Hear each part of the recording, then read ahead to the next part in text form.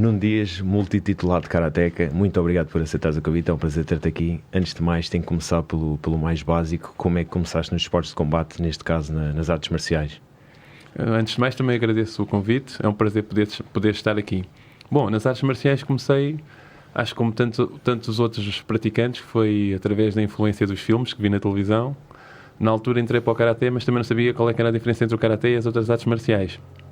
Foi o que estava, na altura, mais em moda, digamos assim, porque era o que aparecia mais nos filmes na televisão, e foi assim que eu entrei no mundo do karaté. E depois, a partir daí, comecei a interessar-me por outras modalidades e a fazê-las também. És também cinturão preto de jiu-jitsu.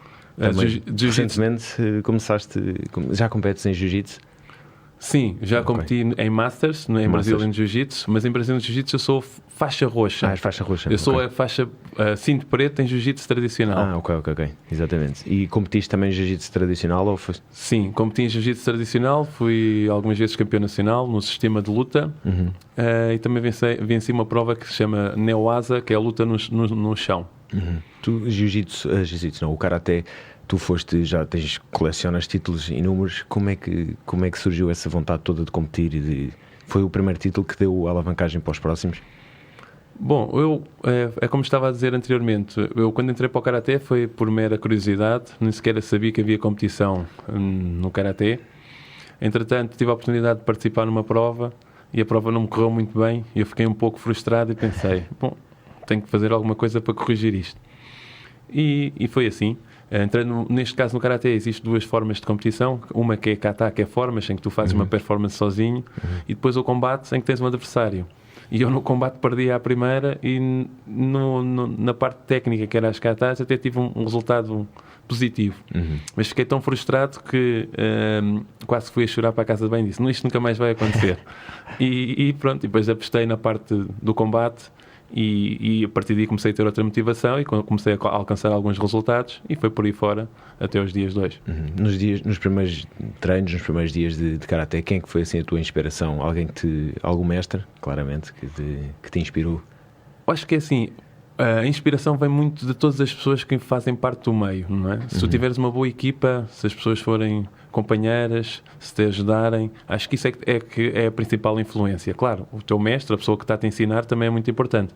É ele que vai passar a mensagem e é ele que te vai moldar à imagem da modalidade. Portanto, o papel do mestre é fundamental, mas eu acho que o ambiente... A camaradagem, a equipa. Camaradagem, sim, isso tudo é que é fundamental. No dojo, há muito respeito e há muita camaradagem, porque qualquer pessoa que entra no dojo e desrespeite também, rapidamente é afastado. Exatamente. Assim como em qualquer ginásio de desporto de combate, que não há margem para bullies ou para pessoas que acham que são os melhores, quando na verdade tem lá o mestre e o mestre impõe o respeito. Exatamente. E depois nos esportes de combate e nas artes marciais também há muita referência aos atletas mais antigos.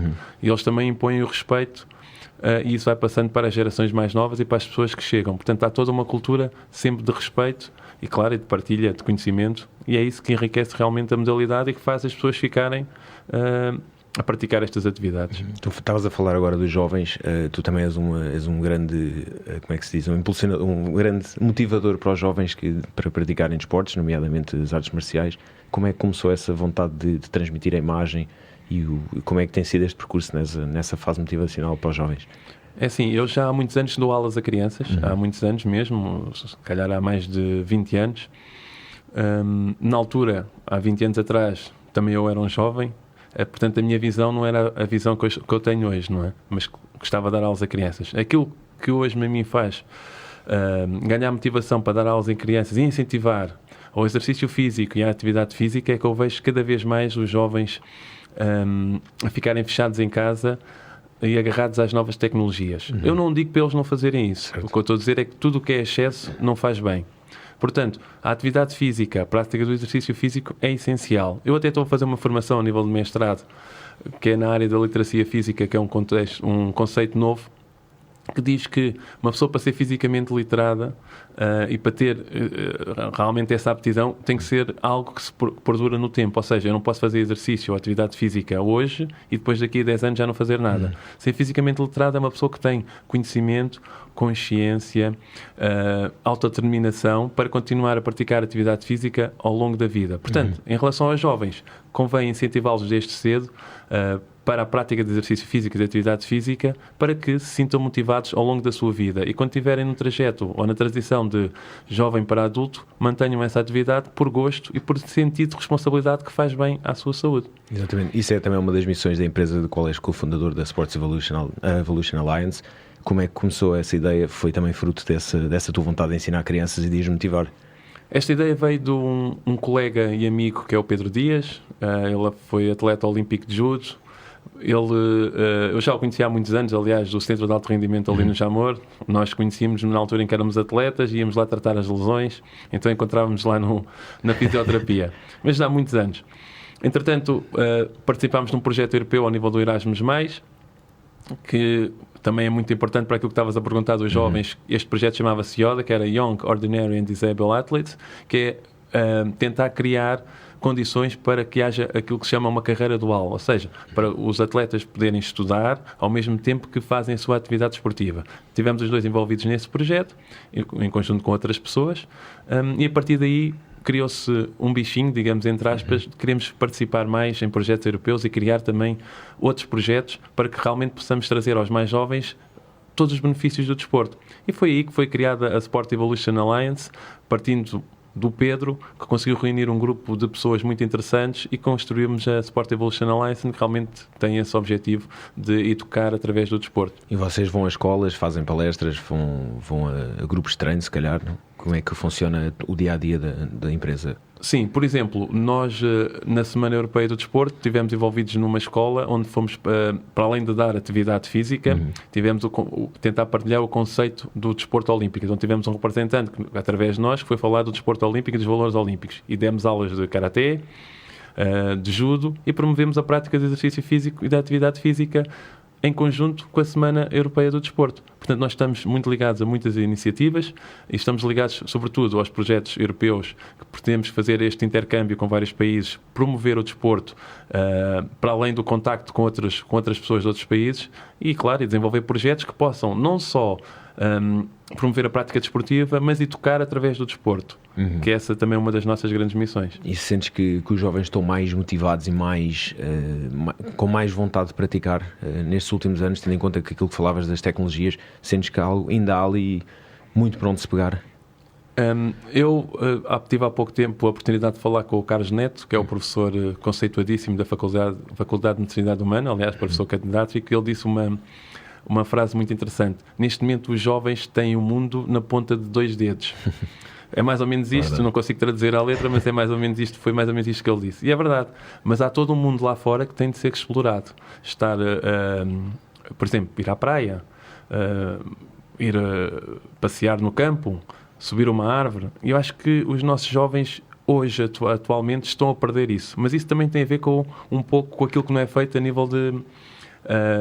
vou usar aqui a palavra político, porque há ausência de espaços públicos, ou seja, espaços públicos verdes, onde as crianças possam estar à vontade para desenvolver estas competências motoras, como já disse anteriormente, são fundamentais para depois no futuro terem literacia física. Mas não havendo esses espaços e havendo um grande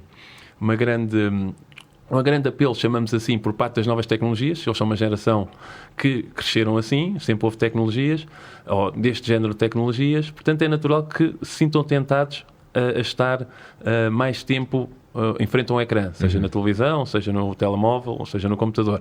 Portanto, cabe a nós, que trabalhamos nesta área da educação física e do desporto, tentar promover e contrariar isso. Porque, em termos de motivação, eu acho que a grande diferença é essa. É uma geração nova que está motivada para o conceito digital, mas, se calhar, não está tão motivada para o aspecto físico da atividade do desporto e da atividade física.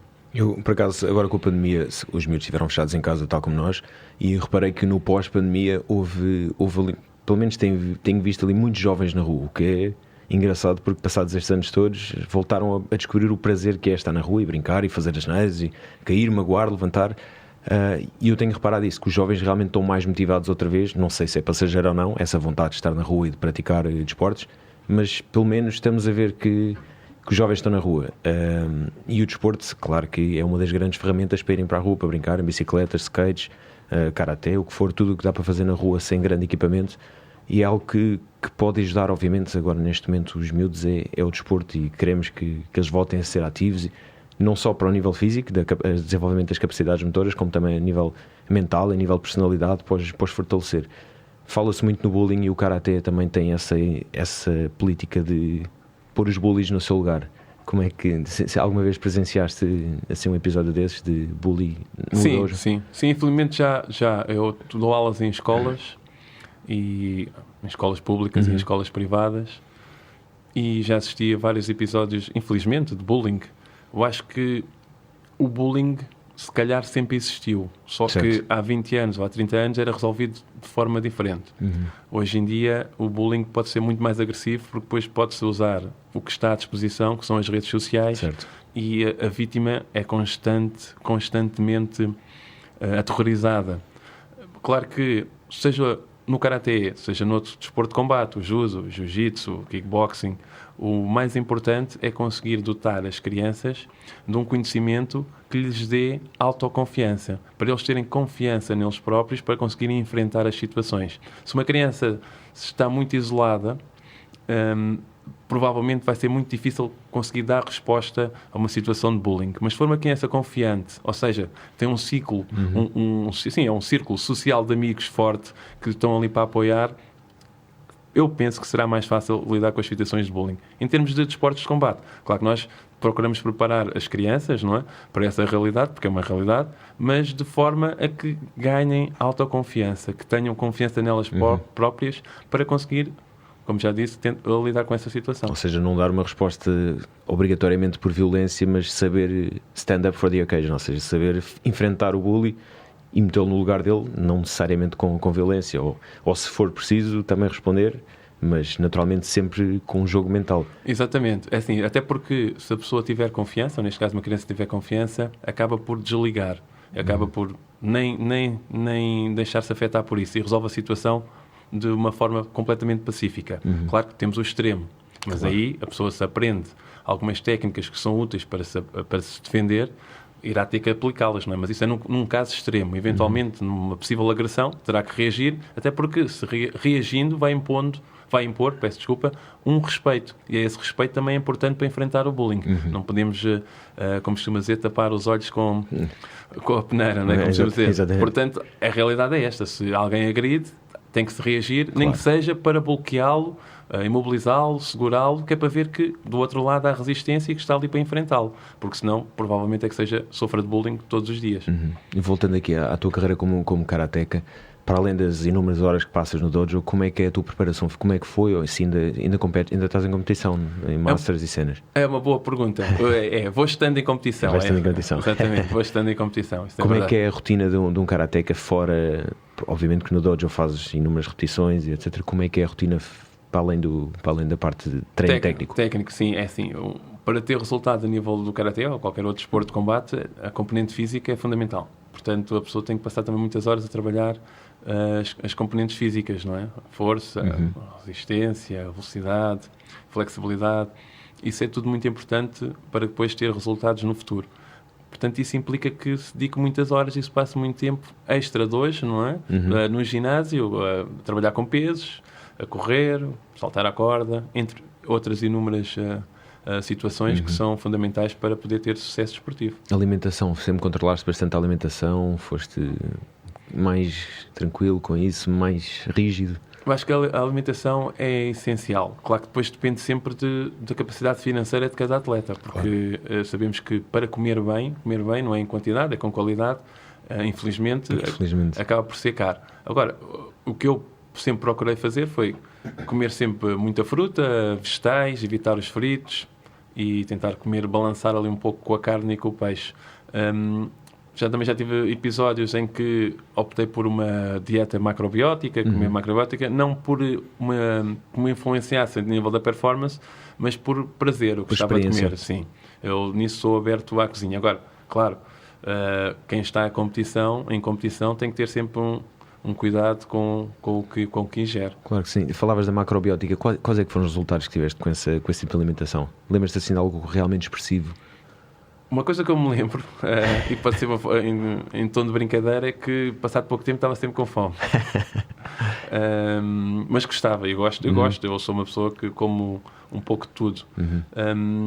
Mas talvez o que a pessoa nota mais é, por exemplo, quando a pessoa consome excesso de açúcar ou um pouco mais de açúcar, fica muito mais sonolenta, muito mais pesada. Optando por uma comida macrobiótica, obviamente isto não acontece. A pessoa acaba por estar muito mais desperta para aquilo que está a fazer. E tinha alguma repercussão a nível de energia, por exemplo, nos treinos? A nível de energia, eu quando experimentei pela primeira vez a macrobiótica, já estamos a falar, foi se calhar há cerca de 15, 20 anos. Portanto, há 15, 20 anos atrás, a energia era uma coisa natural, digamos assim, exato. quando a pessoa é jovem. Portanto, não consegui medir na altura os efeitos, claro. Mas o que eu sentia era isso. Não me sentia sonolência, nem pesado, sentia-me bastante ativo. E já optaste por algum outro tipo de culinária, alguma coisa para fazer experiência também? Ou...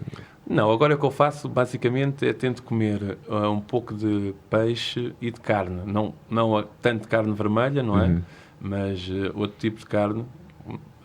Não vale a pena estar aqui... Sim, ir ao detalhe. É o detalhe, mas é por aí. E agora, uma coisa que eu faço sempre é beber sempre muita água. Ao acordar, bebo logo 2 copos de água. Ponho logo o organismo a funcionar. Tenho assim estas pequenas coisas que vou fazer. Pequenos segredos, exato, de um grande atleta. A parte mental, tu alguma vez tiveste algum problema ou tiveste alguma dificuldade em lidar com pressões, tendo em conta que tens títulos internacionais... Nem consigo dizer a quantidade de títulos, mas já alguma vez tiveste problemas ou alguma coisa que puxasse para baixo? Ou... Sim. Eu acho que todos os atletas passam por esses momentos. Até porque eu dou um exemplo muito prático. Por exemplo, nós somos atletas, durante um período da nossa vida dedicamos muitas horas ao treino. A pessoa treina e parece que está tudo a correr bem. Mas depois, quando se vai competir, perde.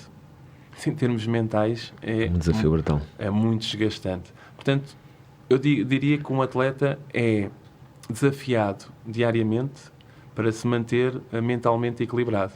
Porque os desafios são muitos, os obstáculos também são muitos e as vitórias vão acontecendo, mas a probabilidade de haver mais derrotas que vitórias é muito grande. Por exemplo, em Portugal, no Instituto do Desporto Português e da Juventude, não é? A pessoa, para ser reconhecida como atleta de alto rendimento, tem que ter resultados de excelência, atingir um nível elevado a nível internacional. Só que o que a maioria das pessoas não sabe é que isso tem que ser feito anualmente. Ou seja, todos os anos o atleta tem que ter um resultado de excelência para renovar. Portanto, o atleta pode ser atleta de alto rendimento, está bem nesse ano, mas pode-se lesionar por alguma coisa e pode perder o estatuto de alto rendimento. Claro que depois há umas nuances, né? Protege um pouco o atleta, mas pode perder porque não conseguiu resultados no ano a seguir. E isso é muito desgastante para um atleta que o obriga a estar sempre no pico e a estar sempre em forma e tentar conseguir alcançar resultados todos os anos e ano após ano para manter o estatuto e com isso conseguir ter outro tipo de estabilidade, apesar de não ser muita, para conseguir continuar a fazer o seu desporto. Isso, esse que falas de ter resultados anuais, para mim é algo injusto. Pelo menos deveria ser um período um bocadinho mais abrangente, 2, 3 anos, porque há lesões, há episódios familiares, há tudo e mais alguma coisa que pode condicionar os resultados. E num ano é difícil manter esses resultados. Eu também tive esse problema no surf, no caso, na altura que não consegui atingir o Instituto de Alta Competição, porque no Mundial não alcancei o resultado necessário. Portanto, tive um ano em que se calhar a minha vida tinha mudado com a faculdade, etc., porque estava naquela fase decisiva de carreira que ia para a faculdade. E nesse ano não consegui, e no outro ano também não consegui. Portanto, acho que é um bocadinho injusto o facto de ter que ser resultados anuais e resultados tão fortes em algumas modalidades. Há outras modalidades que basta ir fazer um estágio da seleção que se tem diretamente os estatutos. Em outras modalidades temos que ficar no top 15 a nível mundial, que é difícil. Em modalidades com muitos praticantes é muito difícil, exatamente. É muito difícil, eu concordo. Eu também acho que quem faz estas políticas desportivas devia pensar nisso. Não praticou, se calhar. Não, era isso que eu ia dizer, exatamente. Nós temos um grave problema, ao contrário de alguns países, é que normalmente quem está em funções, em cargos políticos relacionados com o desporto, não são pessoas que tenham uma história relacionada com o desporto. Em título de brincadeira, eu espero estar enganado, algumas pessoas costumam dizer que quem vai para os cargos de desporto na política são aqueles que na escola não faziam a educação física sequer. Eram que ficavam sentados à parte. É bem possível. Pronto, mas isto é uma brincadeira, esperemos que não, mas de facto faz falta pessoas que tenham estado no desporto, ou pelo menos que consigam participar junto com os decisores políticos, quando se constroem este tipo de regulamentos e de leis que depois afetam a vida dos atletas. Em relação a lesões, tu alguma vez tiveste assim alguma lesão grave e se tiveste, como é que foi a jornada de recuperação? Eu tive uma lesão, assim, uma das primeiras grandes lesões que eu tive foi em 2008. Eu estava-me a preparar para um campeonato do mundo e nesse ano estava a ter o meu melhor ano a nível internacional.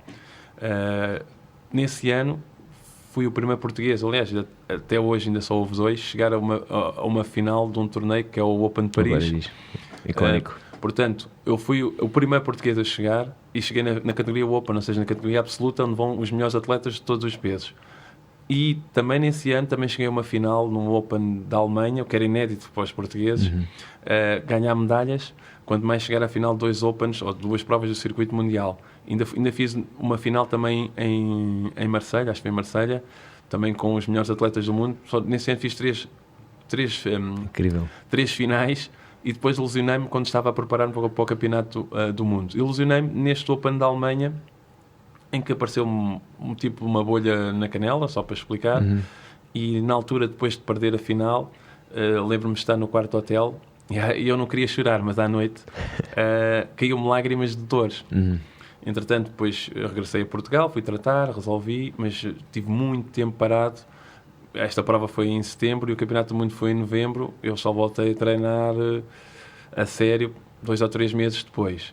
Fui ao Campeonato do Mundo, acho que acabei por ficar em 9º lugar, se não me recordo, combati com alguns dos melhores do mundo. Até tive uma boa prestação, mas a lesão afetou e depois a pessoa, não só a recuperação que se tem física, mas depois há uma recuperação psicológica, especialmente nos esportes de combate. Eu tenho uma lesão na canela, quando é que eu vou ter confiança para voltar a usar a perna em combate? Portanto, depois isso é um processo que ainda demora um pouco, até a pessoa voltar a acreditar que pode usar a perna a 100%. Portanto, às vezes as lesões também têm esse impacto. Pode não ser tão grave, mas depois para a pessoa conseguir executar novamente o movimento, não é? Se não tiver confiança... E ainda pensas nessa lesão? E, por exemplo, nos combates atualmente ainda está no fundo da cabeça? Não, porque agora tenho outra lesão. Agora tenho uma lesão na virilha que está-me a incomodar aqui já há algum tempo, há alguns meses, que limita-me bastante os movimentos. Mas como também temos estado parados, não é? Devido um pouco à pandemia, também já estou numa idade mais avançada, portanto eu vou só a algumas provas específicas.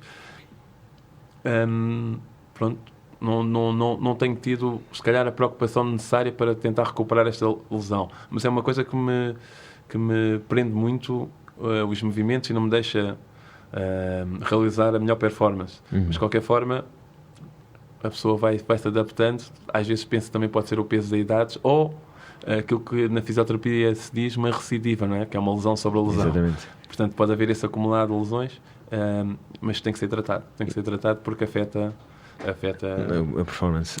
Em termos de recuperação, tu és uma pessoa que faz recuperação ativa. Como é que é a tua recuperação pós-treino ou pós-semana de trabalho? Sim. É assim, em termos de atividade física que falámos há bocado, os especialistas dizem que há 3 momentos. É quando tu estás fisicamente ativo, ou seja, estás em pé, estás a lavar a louça, estás a mexer. Depois, fora isso, se estiveres a fazer desporto, também estás ativo, mas nas 24 horas do dia só podes ter poucos tipos de comportamento, e um deles é seres ativo, que é estás a mexer, e o outro é quando estás em comportamento sedentário, que é estás sentado, ou estás muito tempo sentado, ou se estiveres a dormir também estás em repouso, mas também estás em comportamento sedentário. Portanto, ou estás ativo, não existe muito mais espaço de manobra. O que eu queria dizer com isto é que o sono pode ser muito importante para tu recuperares. Se és uma pessoa que gostas de competição e queres ter performance, obviamente vais ter que descansar e dormir bem para depois no outro dia voltares a render. Portanto, muito importante é o sono. E depois, claro, a alimentação, como falámos há bocado, outro aspecto importante. Portanto, no período em que tu não estás a treinar, ou tens que descansar, ou se estiveres a trabalhar no computador, que é o que eu costumo fazer, trabalho no computador por causa de várias funções, de outras funções que eu desempenho, não convém estar 2 horas sentado na mesma posição, porque estou em comportamento sedentário e pode afetar a minha performance. Se calhar de 30 minutos tenho que me levantar, ou então posso estar ao computador em pé e a escrever. São algumas estratégias que a pessoa deve usar ao levantar-se para ir beber água. Portanto, tem que se ter este comportamento sempre ativo a pensar na recuperação. Até porque eu costumo dizer que eu fui treinar 2 horas fiz um treino intensivo e depois passo 6 horas sentado no computador. Parece que se perde o treino. Parece que se perde o treino, exatamente. É verdade. E temos que voltar um bocadinho ao Open de Paris, que é uma das provas mais icónicas. Como é que foi essa prova em que chegaste à final? Foi absolutamente incrível. Como é que foi a semana, todo o processo, lidar com todo o campeonato, todo o Open, neste caso? Eu por acaso, lembro perfeitamente, foi uma experiência... Isso foi em 2008. 2008. Foi uma experiência espetacular.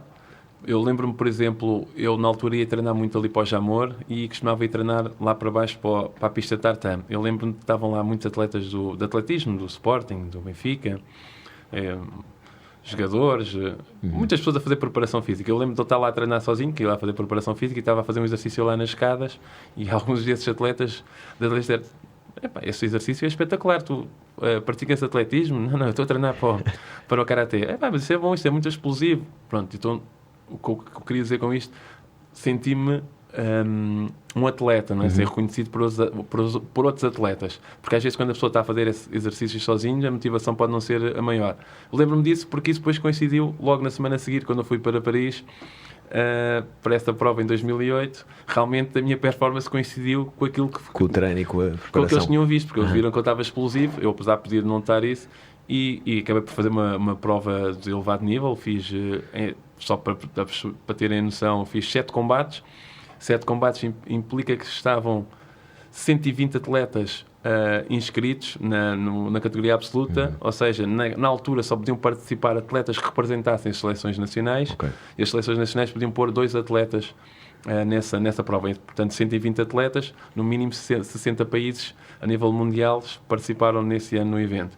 E eu, fiz uma prova irrepreensível, que sempre a ganhar confiança de combate para combate, e as coisas estavam a seguir bem.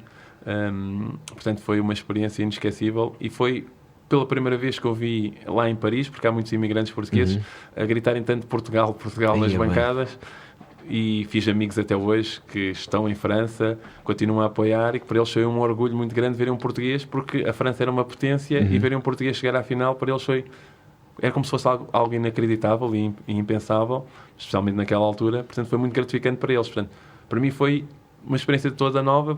Público a aplaudir por mim, a gritar por mim, portugueses na bancada a apoiar, mais um bom resultado, pela primeira vez um português a chegar à final do Open, portanto foi espetacular. Mas o público deu-te aquele push extra, aquele que se calhar nunca tinha experienciado assim de maneira tão intensiva?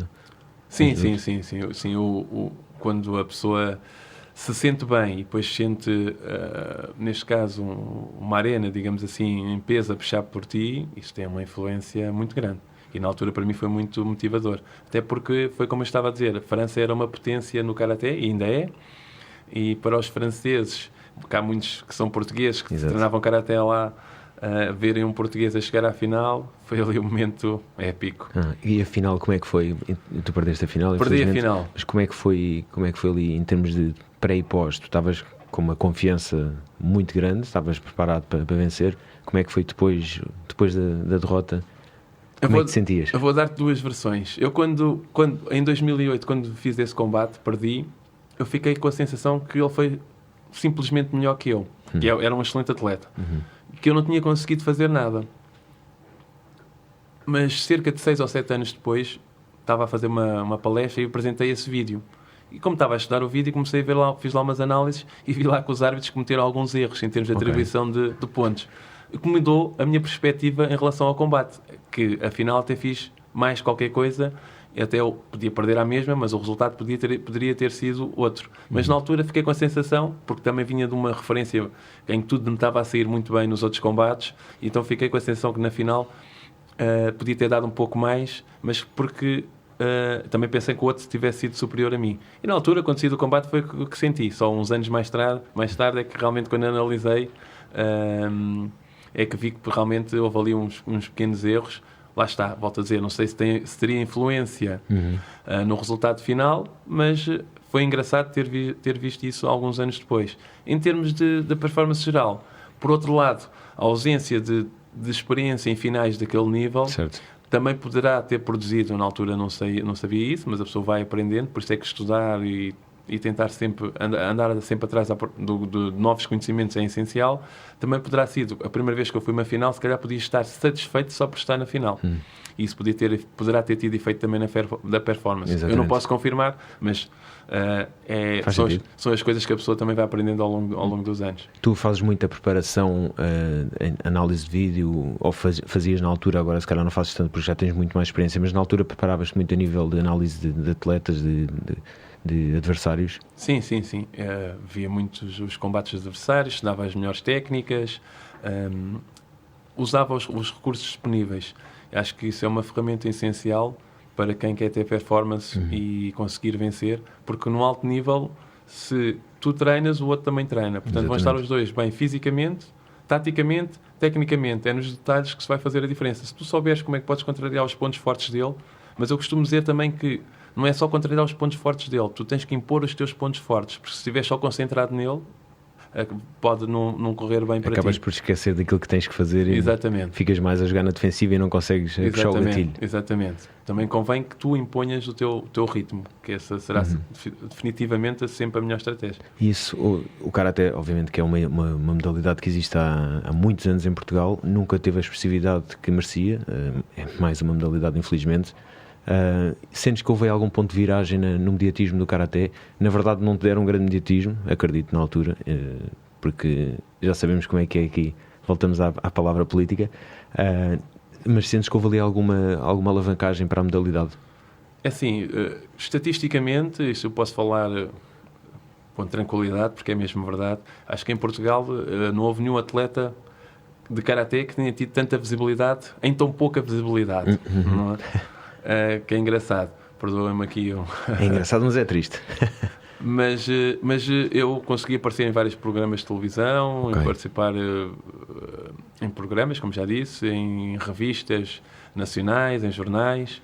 Por curiosidade, eu fui capa central da revista Bola, apareci com 2 páginas na revista Bola, que era difícil, numa altura em que Portugal jogava o Mundial no Japão, acho que era, será que no Japão? Em 2008? Não, 2008 foi... 2006, talvez. 2006 foi do Japão, não me lembro onde é que... na Alemanha, talvez. Não sei Mundial onde da Alemanha. Não sei onde é Acho que era. 2006, eu sei talvez. mas eu posso dar uma referência. Na capa era o Kennedy a chorar, porque acho que ele teve um caso de doping na altura, não foi? Então ele era na capa e eu apareci nas 2 páginas centrais da Bola, no momento em que o futebol estava no auge. Exatamente. Também foi importante. E tenho aparecido assim algumas notícias e apareci, na minha ótica, apareci nos principais órgãos de comunicação a nível nacional. A questão é que uma vez juntei-me com uma pessoa que foi fazer uma espécie de auditoria para avaliar a performance da minha imagem nos meios de comunicação. Quando a pessoa vai avaliar, depois dá um 0, qualquer coisa, não é? Porque a pessoa pensa que aparece muito, mas para ter exposição mediática real, há um medidor que se consegue ver e isso pode ter influência depois para possíveis patrocinadores. E inclusive é para chamar mais jovens a praticar, porque veem que há ali um exemplo, há um ídolo a quem agarrar e pensar, ok, ele chegou ao topo, ou foi campeão mundial várias vezes e ganhou vários títulos. É possível eu também chegar. Isso tem sempre aquele impacto, porque é mais um exemplo, é mais uma pessoa noutra modalidade, e se calhar um jovem deixa de praticar, eventualmente deixaria de praticar Karaté porque não havia um exemplo assim, mas na altura tu assumiste esse cargo de ok, ele chegou lá, portanto é possível chegarmos lá também. Nós temos aqui capacidade, porque temos atletas incríveis também no Karaté, temos agora também o Vitali no Karaté Combat.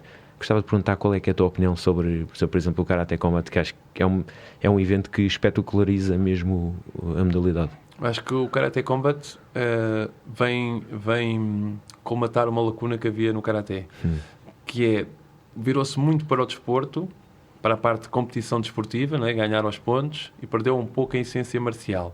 Esta liga do Karaté Combat vem mostrar que o Karaté mantém-se como uma arte marcial efetiva e como um desporto de combate em que realmente se demonstra ou se pode demonstrar a eficácia das técnicas que são praticadas. Portanto, para mim, o Karaté Combat é uma mais-valia e é um prazer poder ver um atleta, um colega meu de seleção, como o Vitali, a competir neste circuito internacional. Eu também tive a possibilidade, já agora, de poder participar nesse torneio, depois de ter conversado com algumas pessoas que gerem essa liga.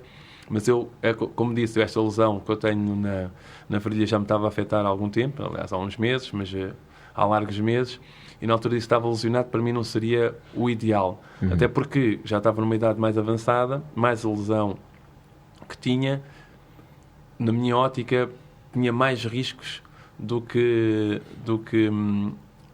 possibilidades de sucesso. Mas, de qualquer forma, acho que é uma liga que as pessoas devem apostar, para quem gosta deste ano de competição, e é, sem dúvida, uma mais-valia para o Karaté a nível mundial. E também em termos de MMA, agora que está na berra, já há alguns karatecas que chegaram ao topo. A base em Karaté, como é o caso do Lyoto Machida, Georges St. Pierre e mais alguns, o Stephen Thompson.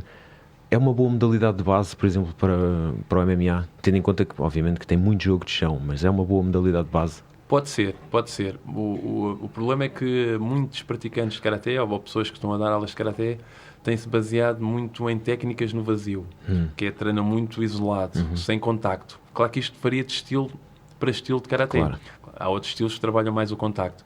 Eu acho que, em termos de base, de execução técnica, o Karaté pode ser uma base de partida até para uma modalidade como o kickboxing, para o Muay Thai, porque adquire-se, há muitas repetições e adquire-se uma técnica exemplar, que depois trará frutos noutro tipo de atividades, ou até, como estava a dizer, no Karaté Combat. Claro que isto depois depende sempre de instrutor para instrutor, claro. Mais uma vez volto a referir, de estilo para estilo, porque se eu treinar uma realidade desde sempre em que batem qualquer coisa, plastrões, bate no saco, faço um sparring com mais contacto, isso vai ter influência no futuro. Agora, como modalidade técnica, o Karaté é uma modalidade forte, ensina, através da repetição, de inúmeras repetições de movimentos, técnicas que são muito eficazes. Claro, não podem ficar no vazio. Já tiveste a oportunidade de treinar no estrangeiro com alguns dos maiores mestres de Karaté? Já treinei, não sei se serão os maiores mestres de Karaté. Os nomes mais conhecidos. Não, porque às vezes temos grandes mestres, mas eles também estão direcionados mais para a vertente mais tradicional. Eu, como tive muito tempo na vertente competitiva, portanto, já treinei com alguns dos melhores treinadores do mundo. Que podemos dizer mestres ou não, mas já tive experiência com alguns dos melhores atletas do mundo e com alguns dos melhores treinadores do mundo. Também já tive experiências com alguns de uns melhores mestres, mas de um estilo específico, porque o Karaté tem essa particularidade. Exatamente. Que há muitos estilos, portanto há grandes mestres em vários estilos e às vezes não há possibilidade de treinar com esses mestres desses estilos. Falando agora um bocadinho da tua missão no Eco Athletes Team, como é que te começaste a envolver nesse projeto de sustentabilidade no desporto? Bom, eu trabalhei como nadador Salvador aqui há uns anos, numa praia, na Praia da Torre, aqui em Oeiras. Aqui em Oeiras, ou aqui... Carcavelos, Oeiras, sim. Carcavelos, Oeiras, aqui na zona. E já na altura fazia-me muita aflição ver a quantidade de beatas que havia na areia. Eu no outro dia expliquei isso numa palestra, passava com uma pequena coisa que apanhava as beatas, passava às 10 da manhã, mas se lá fosse passar às 11... continuava a apanhar beatas. Parecia interminável. E depois a quantidade de lixo que as pessoas deixam na praia. E eu, como gostava de estar na praia, seja a dar mergulhos, ou se houvesse ondas, apanhar ondas, fazia-me muita confusão. E foi sempre uma coisa que sempre mexeu comigo. Portanto, eu sempre tive essa responsabilidade para comigo mesmo, de reciclar, pôr o lixo no sítio certo, não tirar lixo para o chão. Também faz muita confusão continuar a ver no século XXI pessoas que vão no carro, tiram as coisas pela janela, mas há muitas pessoas ainda. Eu sou dos capita para essas pessoas. Mas infelizmente há muitas pessoas a fazer isso, não é? É verdade. Entretanto, vi o Eco Athletes, foi um programa que eu vi nascer e, entretanto, começámos a falar e achámos que podíamos fazer aqui uma boa parceria. Eu e o Lu, que é o fundador do Eco Athletes, e acabei por entrar para este movimento internacional, cuja sede é em Nova Iorque, e o responsável é o Lu, e tenho passado a divulgar, através das ações que eu faço, as questões das alterações climáticas, porque é que é importante proteger o ambiente, porque é que o desporto deve ser sustentável. No caso, por exemplo, do surf, é o mais fácil de ver, que é ninguém quer entrar no mar onde esteja cheio de plástico, claro, e de porcarias, nem numa areia que esteja toda suja. Exatamente. Incomoda qualquer pessoa. Portanto, temos de ser sustentáveis para que não só nós consigamos continuar a praticar desporto, mas que as gerações que vêm no futuro possam usufruir daquilo que nós estamos a usufruir agora. As pessoas muitas vezes falam em sustentabilidade, mas sustentabilidade é assegurar que as pessoas que fazem qualquer coisa agora possam permitir que as outras pessoas no futuro consigam ter acesso a esses mesmos recursos. Porque se nós consumirmos tudo, as gerações futuras não vão saber o que é ir ao mar, não é? Não vão saber o que é ir à praia, não vão saber o que é ir a uma floresta, porque nós consumimos tudo. Portanto, sustentabilidade é isso, é garantir que as gerações vindouras possam usufruir dos recursos existentes.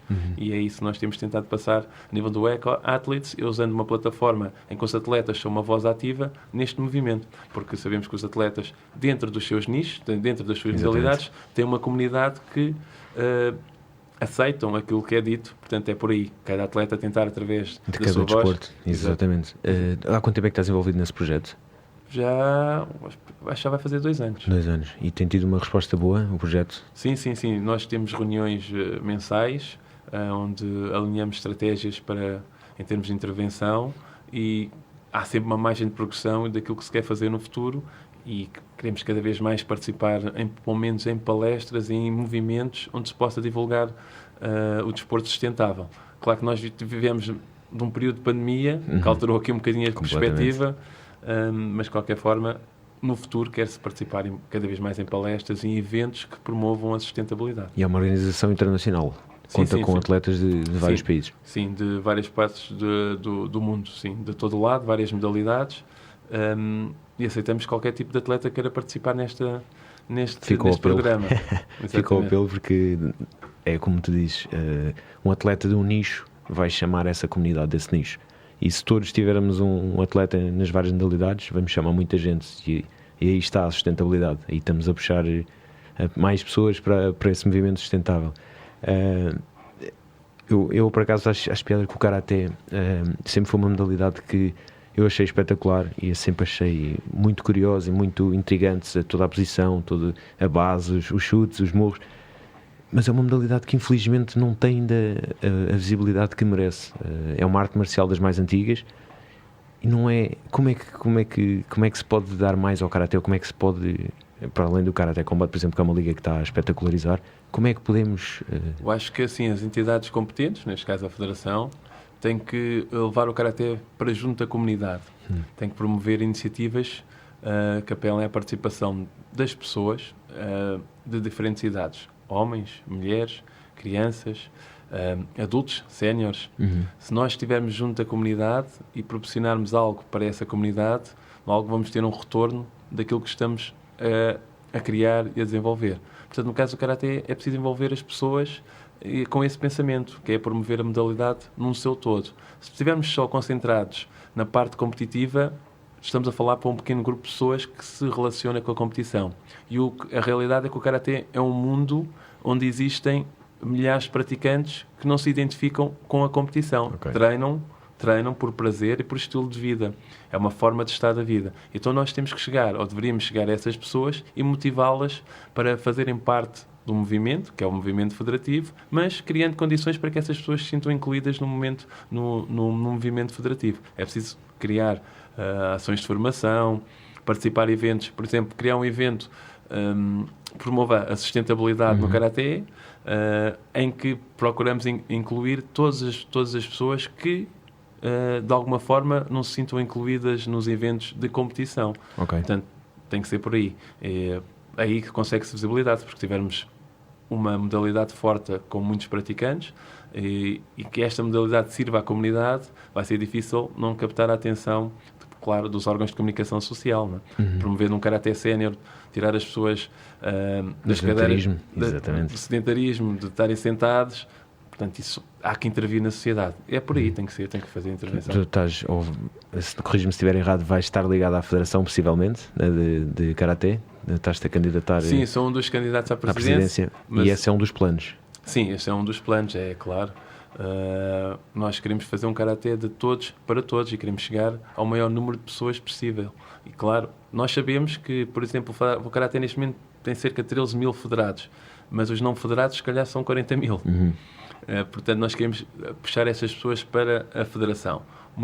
Uma das nossas missões é também desenvolver o Karaté a nível regional, que é promover eventos nas regiões, adequados a cada região, para que os clubes dessas regiões também tenham mais atletas. E lá está, uma coisa pode ser levar lá um atleta de renome, fazer uma exibição nas escolas, e queria, com isso, cativar jovens para a prática desportiva, entre outras situações. É possível termos Karaté como uma modalidade a estudar na educação física, por exemplo? Tendo em conta que reduzem os horários de educação física constantemente, que é contraditório com aquilo que se passa com a nossa juventude, mas é possível incluir o Karaté na educação física? Eu acho que o Karaté, assim como outras modalidades, deviam fazer parte do desporto escolar. Eu tive a oportunidade de estar numa palestra com um dos responsáveis do desporto escolar em Portugal e julgo que atualmente existem 37 modalidades que estão no desporto escolar e existe a possibilidade do Karaté também estar no desporto escolar. Isso tem que ser um trabalho da Federação, procurar promover o Karaté no desporto escolar, porque é essencial estar junto desta comunidade. Porque se estiver no desporto escolar, lá está o horário e a capacidade para cada treinador poder participar no desporto escolar é completamente diferente do que ser uma ACC, não é? Uma atividade de complemento curricular. Portanto, como desporto escolar, permite um desenvolvimento e permite, acima de tudo, que é chegar com o Karaté a todas as crianças. Como é uma atividade do desporto escolar, consegue chegar ao maior número de crianças. E às vezes são coisas simples, como, por exemplo, dar uma aula aberta numa escola, agora não falando do desporto escolar, mas comparando com o desporto escolar, que se eu der uma aula aberta para uma turma em que todos podem participar, todas as crianças se sentem incluídas. Se for uma coisa em que tem que haver inscrições, são alguns é que vão poder participar. Portanto, o que nós queremos no desporto escolar é que as pessoas possam usufruir, ou as crianças possam usufruir, dos benefícios da prática do Karaté. Então, queremos que todos pratiquem. Isso tem que ser uma coisa implementada pela Federação, em conjunto com o Ministério da Educação, para que o Karaté possa realmente chegar às crianças e, com isso, trazer benefícios que estão comprovados. Aliás, há uma tese de doutoramento que comprovou que o Karaté molda o perfil dos seus praticantes para melhor. E essa tese de doutoramento concluiu que, por exemplo, um praticante de Karaté será, sem dúvida, um cidadão, não vou pôr aqui a palavra exemplar, porque é difícil ser exemplar, claro. mas será um cidadão com muitas valias para as sociedades modernas. Ok, isso como qualquer outra arte marcial, o Karaté também tem muito respeito no sítio onde se treina, neste caso no dojo, ou na academia, no ginásio. Daí que se calhar cria também esses cidadãos exemplares, né, entre aspas, fruto dessa disciplina toda que há e do respeito à faixa acima ou à próxima faixa. Isso é algo que também vai ajudar a juventude, porque cria-lhes ali a sensibilidade e o respeito pelo mais velho ou pelo mais graduado. Eventualmente nem precisa ter graduação, simplesmente pelo próximo. Exatamente. O respeito pelo próximo é uma coisa que está presente e acho que isso é comum aos desportos de combate e às artes marciais. Falando especificamente do Karaté, isso é uma norma, digamos, básica. Intrínseca, não há hipótese. Exatamente. Até porque esse conceito de hierarquia, da pessoa chegar e os cintos, pode funcionar bem para a sociedade. Eu lembro quando era miúdo, jogava a bola na rua e se a bola fosse para o quintal do vizinho, ficávamos todos em pânico, porque o vizinho ia ficar zangado. Tentávamos saltar o muro, de alguma forma, para ele não ver e buscar a bola. Hoje em dia, se isso acontecer, o que se vê é as crianças têm uma postura muito mais desafiadora. São capazes de desafiar o vizinho porque não têm respeito pelo mais velho. São capazes de dizer, a bola foi para ali, mas olha, a culpa ainda é dele para a bola ter ido para lá. É um exemplo um bocadinho extremo, mas acontece isto. As crianças atualmente têm uma postura muito mais desafiadora porque também, por um lado, têm mais direitos. Ou seja, não é mais direitos. Há a noção que só têm direitos. Exatamente. Mas esquecem-se da parte dos deveres. E nesse aspecto, o Karaté, tendo em conta a hierarquia que é estabelecida, poderá contribuir de forma muito eficaz para a sociedade, que é manter esse respeito por quem é mais velho. Ou seja, quem é mais velho, à partida tem mais experiência de vida, logo terá muito mais coisas para nos ensinar. Merece respeito pela vida que viveu. Sem dúvida alguma. E tive a oportunidade de ler o teu artigo na revista, na Legacy da Sports Embassy, da qual a Inês, que é fundadora e já esteve cá aqui no programa. Como é que começou a tua colaboração com a Sports Embassy? Bom, participei a primeira vez num evento que eles criaram, que fui convidado para falar sobre a perspectiva da carreira dual, como é que... Tu sempre tiveste carreira dual? Sim, sempre tive carreira dual. Eu, por exemplo, sou jornalista, não é? Eu sou jornalista com carteira profissional. Trabalhei muitos anos em revistas, passei pelo jornal A Bola enquanto estagiário, e é engraçado porque numa das medalhas que eu ganhei no jornal A Bola apareceu a dizer um jornalista que já foi da casa e na altura tinha nascido uma filha minha, então o título era engraçado, que era filha, medalha de uma assentada no jornalista que já passou pela casa. Né? Portanto, às vezes as pessoas não desconhecem, não têm que conhecer. Eu também partilho muito mais a minha vida só desportiva ou profissional, a vida privada eu não partilho nada, mas ou seja, eu como jornalista fui ganhando experiência ao longo dos anos, ao mesmo tempo que ia competindo. Claro que depois, quando surgiu esta possibilidade de fazer esta parceria com a Sport Embassy na Legacy Magazine, toda a minha experiência de jornalista, aliada à experiência de atleta, e depois agora com o Eco Athletes, criou-se uma coluna de sustentabilidade em que, neste caso, a Inês teve uma visão excelente para o futuro, porque isso será o futuro do desporto sustentável. Mas começámos também por uma simples parceria, um evento, e depois uma coisa levou à outra. E tu és um excelente exemplo, porque sempre tiveste uma carreira dual, portanto percebes perfeitamente o que é competir e trabalhar numa empresa. Como é que as várias empresas por onde passaste viam a tua carreira e viam a maneira como tu te empenhavas? Ou seja, a missão da Sports Embassy, tu refletes um bocadinho aquilo que é a missão deles, que é perceber que os atletas são bons trabalhadores, são responsáveis, cumprem, mesmo apesar de estarem às vezes fora uma semana, 2 semanas para torneios, para campeonatos, o que for. Como é que os vários sítios onde trabalhaste foram vendo a tua produtividade e a tua disponibilidade? Eu posso dar um exemplo. Eu trabalhei numa empresa de comunicação social durante quase 10 anos. Em 10 anos nunca faltei um dia de trabalho. Mas estava em competição. As pessoas perguntam, mas como é que fazias isto? E eu, atleta de alto rendimento, nível A, que é o máximo em Portugal, sempre tinha que ir a um campeonato da Europa, ao campeonato do mundo. Os recursos humanos recebiam lá uma carta a dizer que, por interesse nacional, pedíamos a dispensa do atleta, e os recursos humanos telefonavam para mim e diziam: parabéns pela convocatória, por isso representar Portugal, mas estes dias que tu não vens estão justificados, mas, como sabes, não recebes, não é? E eu respondia: obrigado, eu já sabia isso, por isso é que eu trabalhei mais horas este mês, e então tenho horas para pôr e não tenho que faltar ao trabalho. Por amor de Deus. Ou então tinha que pôr dias de férias. Foi sempre esta gestão. Agora, como profissional competente, porque eu também quis ter esta postura, eu nunca faltei um dia de trabalho. Punha sempre horas ou dia de férias. Trabalhava mais horas que acumulava no cartão e então justificava todas as minhas saídas, mesmo que recebesse lá essa carta do Instituto de Desporto Português de Portugal, eu justificava as minhas saídas por mim próprio. Férias ou horas acumuladas. Portanto, a Inês, quando refere que realmente os atletas podem ser uma mais-valia para as empresas, eles são, porque são disciplinados, são organizados e são metódicos. É difícil encontrar um trabalhador muito mais motivado que um atleta, porque ele sabe que tem que cumprir a tarefa durante aquele período, porque vai ter que fazer outra coisa a seguir. Portanto, nesse aspecto, a Inês também está a fazer um trabalho excelente na promoção e na visão que as empresas devem ter em relação aos atletas, e acho muito importante que as empresas também vejam o trabalho que a Inês está a fazer, porque de facto há que criar condições também para os atletas, não é? Claro. Este é um bom exemplo, mas por outro lado também é um mau exemplo, porque um atleta que está a treinar para um campeonato do mundo e vai representar Portugal não pode estar preocupado se vai receber ou não ao final do mês. Isso é um bocadinho inadmissível, a meu ver, porque os atletas gastam dinheirão para se preparar, e em preparadores físicos e alimentação, como falámos há pouco, que é caro comer bem aqui em Portugal, infelizmente. É um bocadinho vergonhoso, um bocadinho, para não dizer muito vergonhoso, logo à partida, em vez de te darem os parabéns e apoiarem a tua missão e a tua vontade, e terem um trabalhador dos quadros da empresa que vai chegar ao campeonato e vai ser medalhado, que só traz benefícios à empresa, mais visibilidade, dizerem-te isso logo à partida, para mim é... Por um lado, nós temos que também ver a perspectiva da empresa. Certo, que é, certo. Por exemplo, eu sou jornalista e estava a trabalhar como jornalista. Se eu tiver alguns benefícios extras, posso criar incómodo em alguns dos outros trabalhadores, certo, que lá estão. Portanto, há que compreender esse lado da empresa. Por outro lado, foi aquilo que eu fiz. Os colegas não sabiam. Podiam pensar que eu tinha justificação, ou como é que ele, embora, exatamente. Como é que ele tem tanta, como é que ele falta tanto, ou como é que não podiam expressar-se da maneira que quiser. Mas a realidade é que eu nunca faltei, nem nunca beneficiei de nada. Fazia o mesmo que eles, punha férias e punha horas acumuladas. Por exemplo, nas férias, já sei, os campeonatos do mundo no Karaté são de 2 em 2 anos, campeonato da Europa todos os anos. Já sabia quando é que era o campeonato da Europa, punha férias para maio, o campeonato do mundo, se coincidisse no campeonato da Europa, punha férias para novembro. Mas fora isso, tinha as provas do circuito mundial.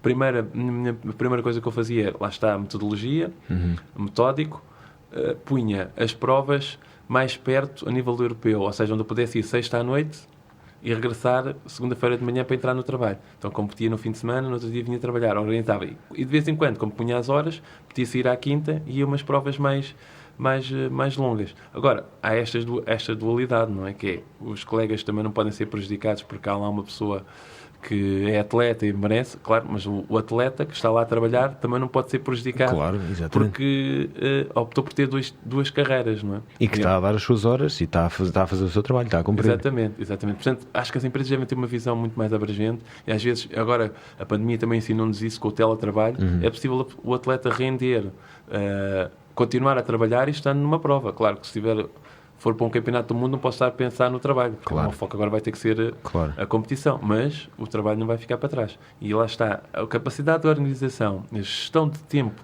que os atletas têm é difícil de encontrar em muitos outros profissionais. E algo que é criado também com o desporto. Tu sabes perfeitamente, tens de planear a tua semana para os campeonatos ou a tua época toda desportiva e tens que planear tudo ao detalhe porque tens o calendário disponível e tens que organizar tudo que não é fácil. Para um atleta que compete em várias competições internacionais, entre voos, hotéis, marcações, etc. Porque infelizmente o Karaté não é uma modalidade que tenha agentes a tratar tudo e mais alguma coisa para as pessoas.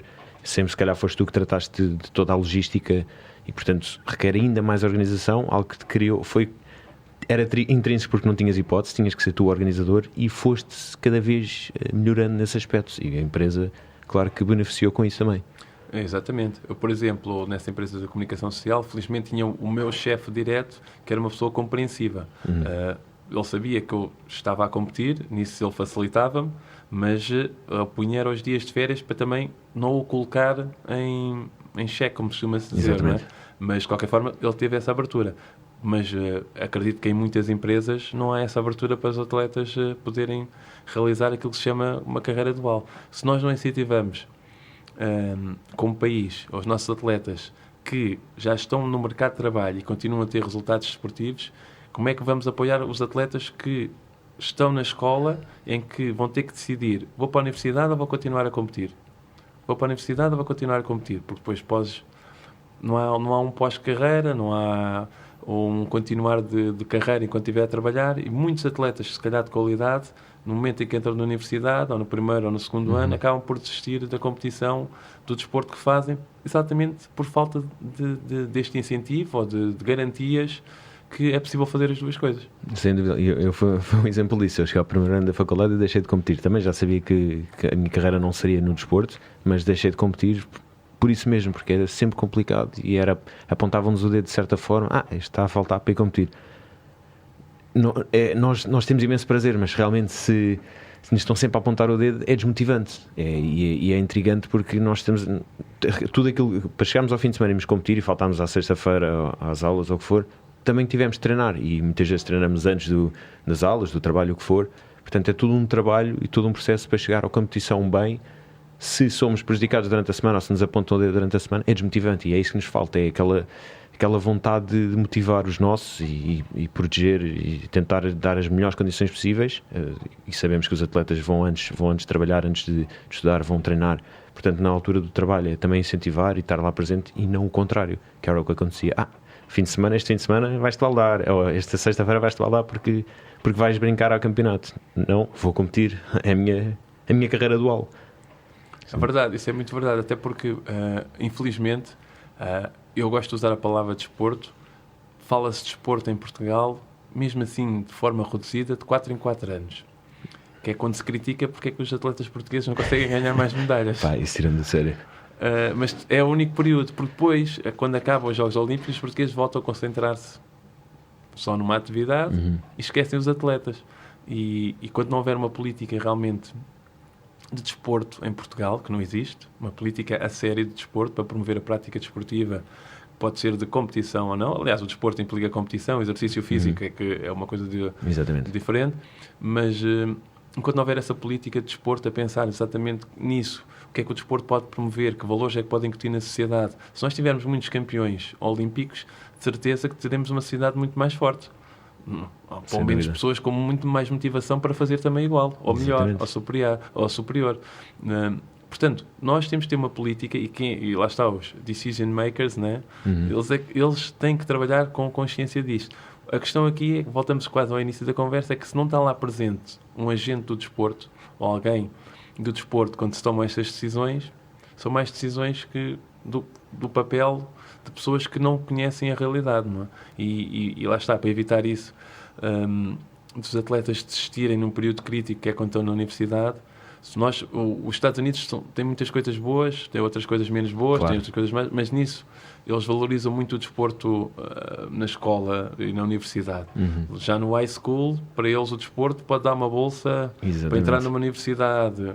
Porquê? Porque eu acho que eles, por um lado, procuram valorizar o esforço e o empenho do atleta, porque nas competições na escola nos Estados Unidos há uma envolvência muito grande da comunidade local. Os pais vão assistir, todo o público vai ver. Sem Portanto, dúvida. os desportistas acabam por ser heróis locais e motivam as pessoas. Mas eles conseguem fazer isso não só no desporto, digamos assim, ou seja, através das cheerleaders, no clube de xadrez. Portanto, há uma Exatamente.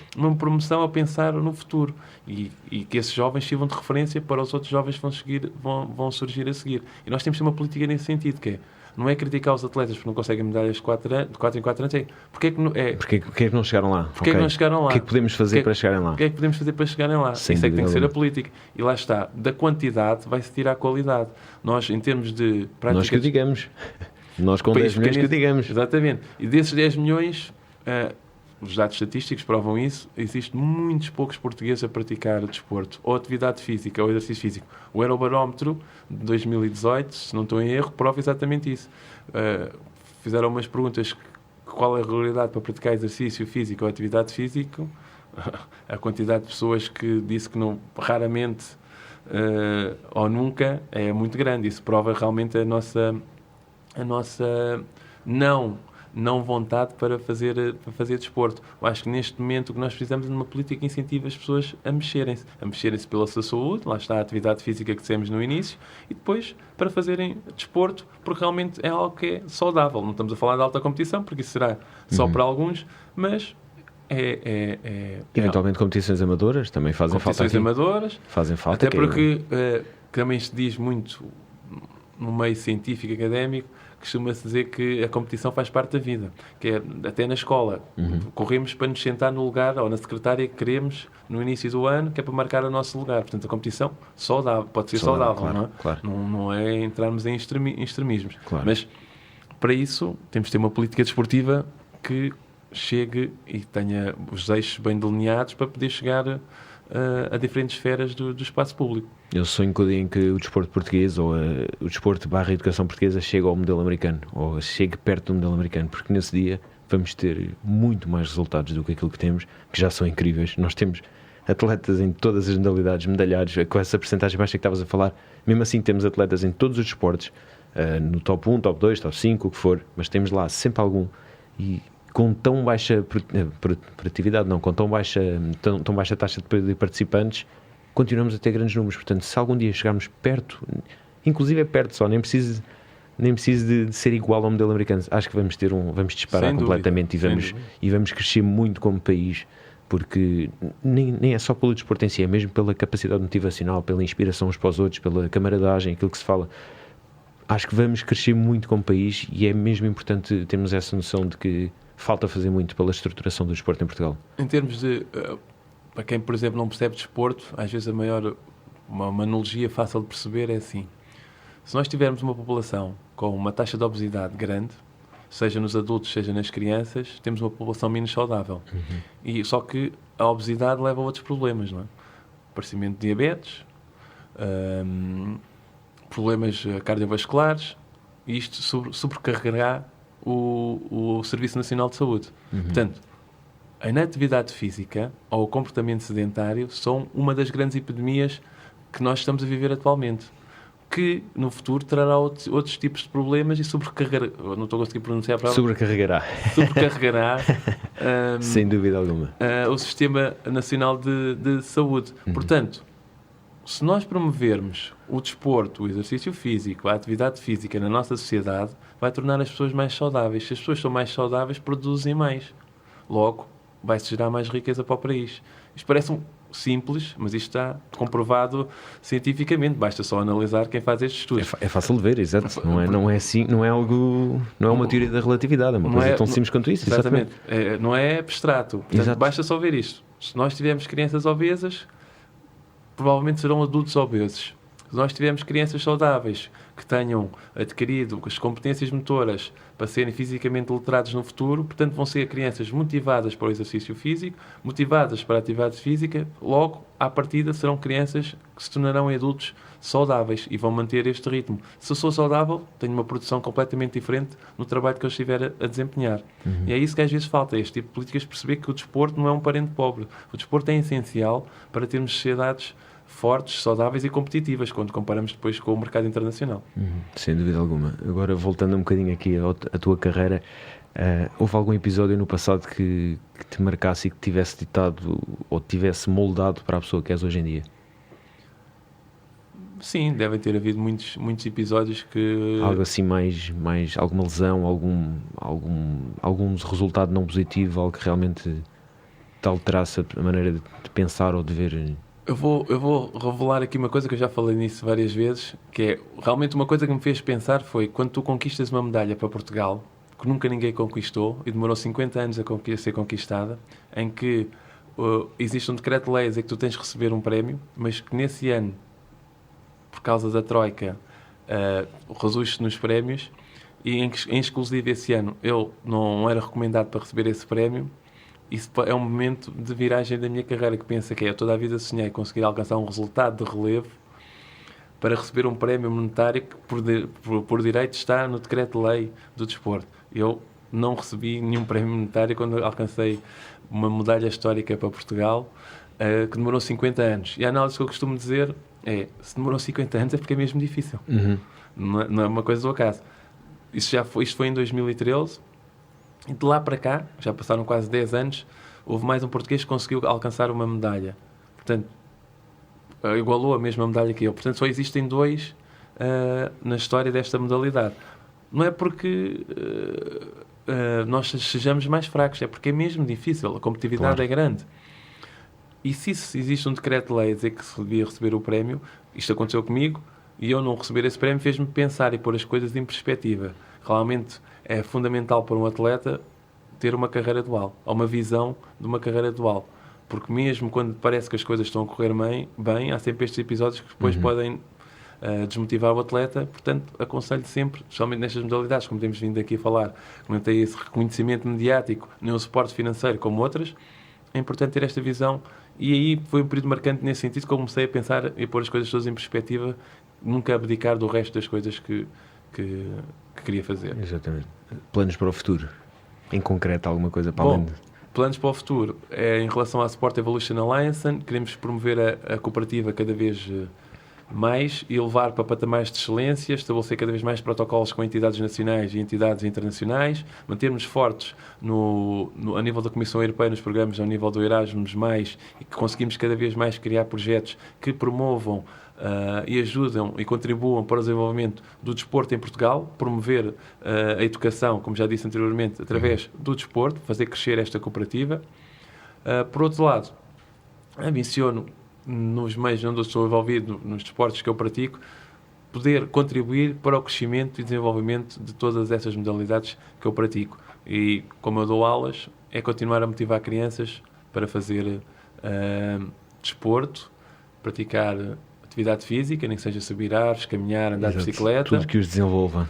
E tudo o que os permita adquirir capacidades motoras que se sabe que são fundamentais para o seu futuro. Lá está, foi aquilo que estivemos a falar anteriormente. Há que pensar a nível da saúde no futuro. Tudo o que eu fizer agora irá-me comprometer daqui a 20 ou 30 anos. Não é fácil explicar isso a um pai. Ele tem que se mexer para ter saúde daqui a 30 anos. Parece muito longe, mas é uma realidade. E espero continuar a investir na minha formação e poder participar em vários tipos de eventos. Nuno, muito obrigado, foi um prazer ouvir-te. Espero que voltes um dia para falar de mais e novas iniciativas que tu estás envolvido numa panóplia de iniciativas. Muito obrigado por aceitares o convite, foi um prazer. Obrigado, foi espetacular poder ter estado aqui. Obrigadíssimo, até à próxima, um abraço. Um abraço.